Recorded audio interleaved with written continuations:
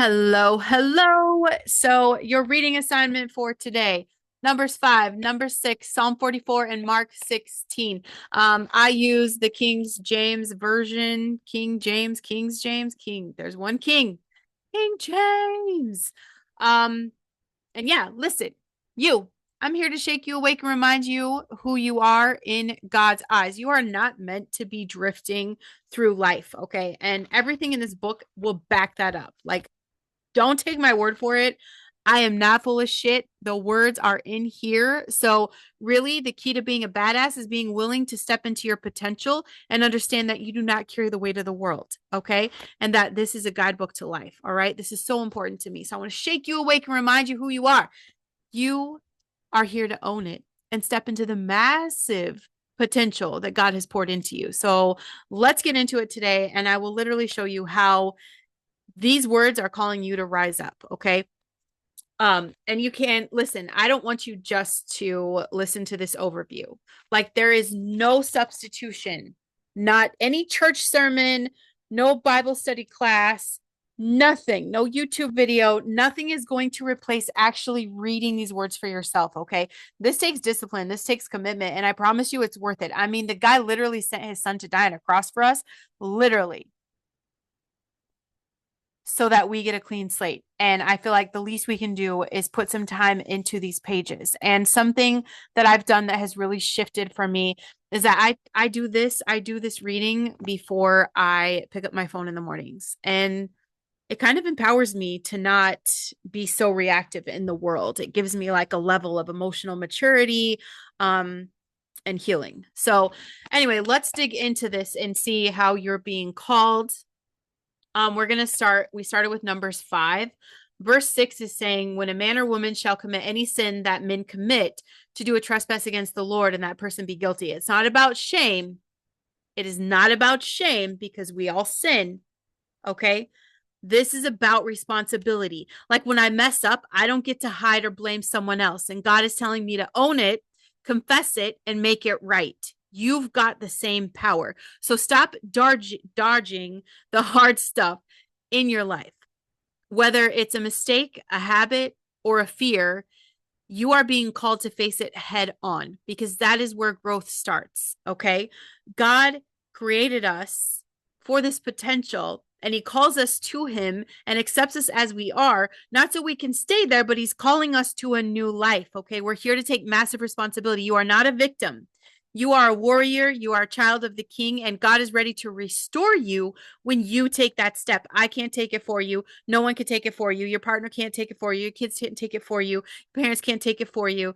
You have to take that step. If you go to number 6, and I think this one is beautiful, it is literally 24 through 26 gives us the priestly blessing. The Lord bless thee and keep thee.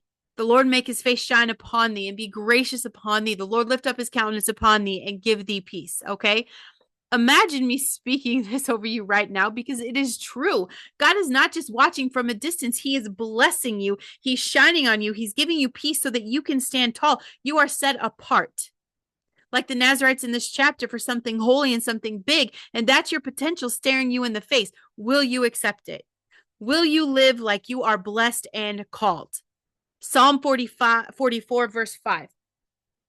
Through the will we push down our enemies? Through thy name we tread them under that rise up against us. And I love this. It's not me alone, it's me with God. It's not me alone, it's me with God. Okay? Crushing what's holding me back. Maybe your enemies are doubt, procrastination, or the devil's lie telling you that you can't. Guess what? You don't have to fight this solo. God's power is in you and it's time to push through. Don't let life happen to you. Happen to life.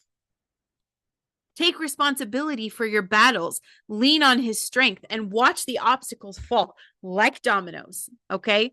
Mark 16, come on, this is pure fire. Verse 15 is saying, and he said unto them, go ye into the world and preach the gospel to every creature. He didn't sit around after he rose from the dead. He gave a mission. Verse 20 seals it. And they went forth and preached everywhere, the Lord working with them and confirming the words and signs following. That's you and that's me. Jesus took the ultimate responsibility, conquering death, and handed us the baton. Okay. You are not here to play small. You are not here to play small. You have a purpose to go and to speak and to live out his light. The same God who raised Jesus is working with you. You hear me? Raise up. Signs will follow when you step out in truth. You are accountable. And this is tough love. You're accountable. Take massive responsibility. You're accountable. You are blessed. You are unstoppable with God. And you're sent out into the world, just like in Mark 16. So stop waiting for a sign. You are the sign. You are the sign. Take massive responsibility for your life. Own your choices. Claim your blessings. Fight your battles and step into your mission. God's got you, and I am rooting for you. Let's go. So I want to leave you with some questions here because I think this is really important just to kind of lock everything in. If Numbers 5 is calling me to my own mistakes, what is one area of my life that I need to take responsibility for and bring before God today? The blessing in number 6 has been spoken over me. How can I live like I truly believe that I am blessed and set apart for something great? Psalm 44 says, I can push down enemies through God. What's one enemy? Is it your doubt? Is it your fear? That I'm ready to confront with his strength. Mark 16 sends me out with a mission. What is one bold step I could take this week to live out my purpose and share his love? How do I see God's power working with me?